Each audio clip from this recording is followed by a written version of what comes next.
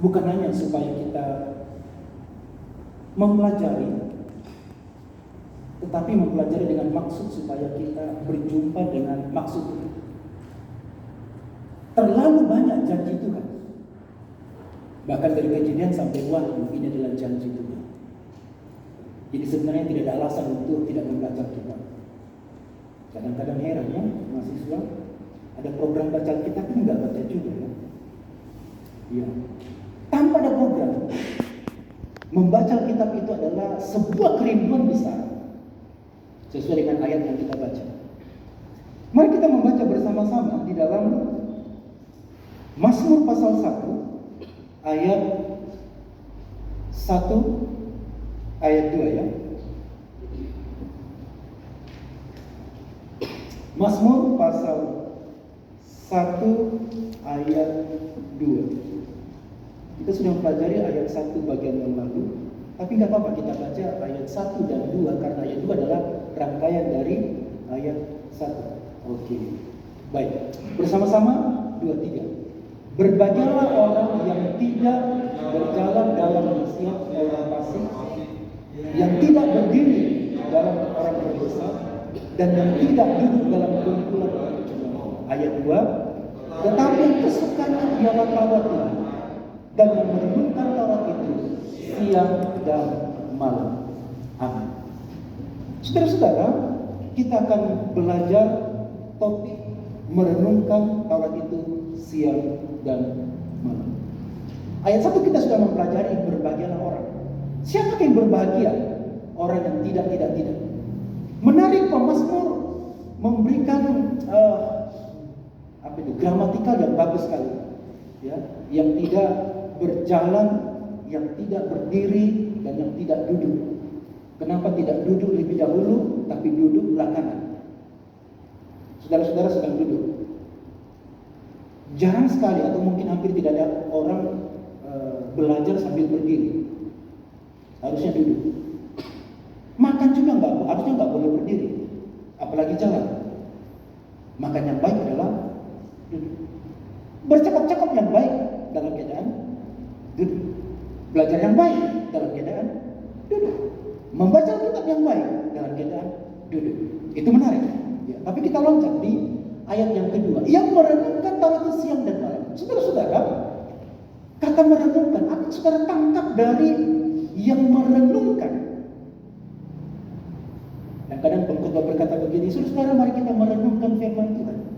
Bagaimana itu merenungkan? Apakah sama dengan yang dimaksud dengan ayat ini? Saya selalu mengatakan dalam menafsirkan Alkitab begini, apa yang saudara baca belum tentu itu maknanya. Saya sedang merenung, mungkin itu maksudnya. Dalam bahasa Inggris, merenungkan itu adalah meditation. Jadi kalau orang duduk bersila, maka dianggap bermeditasi. Jadi kenapa tidak orang Kristen bermeditasi? Sorry, bukan itu maksudnya. Ya, tetapi ada makna di dalam meditasi ini. Tapi bukan meditasi yang berdiam diri, lalu mengosongkan pikiran. Nah, saudara-saudara, kita akan mempelajari kata merenungkan Taurat itu siang dan malam. Saya coba mencari topik yang tepat apa? Sudahlah, merenungkannya. Pengertian dari merenungkan itu adalah, coba kita lihat ada dua pengertian yang perlu kita bahas. Yang pertama adalah Taurat. Kata Taurat, yang merenungkan Taurat itu. Kata Taurat bukanlah yang dimaksud 10 hukum Taurat. Kata Taurat juga tidak bermaksud membahas 5 kitab Musa. Kata Taurat tidak bermaksud membahas perjanjian lama. Kata Taurat bisa berarti adalah firman Tuhan. Tapi lebih tepatnya, ketika kita membaca ayat 1 sampai ayat 6, konteks bahwa Taurat ini berbicara tentang pengajaran. Taurat ini bisa ditafsirkan sebagai pengajaran. Dan Taurat ini bukan berdiri sendiri, tetapi dia adalah milik Yahweh. Yang kesukaannya adalah Taurat Tuhan. Dan yang merenungkan Taurat itu siang dan malam. Pengertian yang kedua adalah kata merenungkan.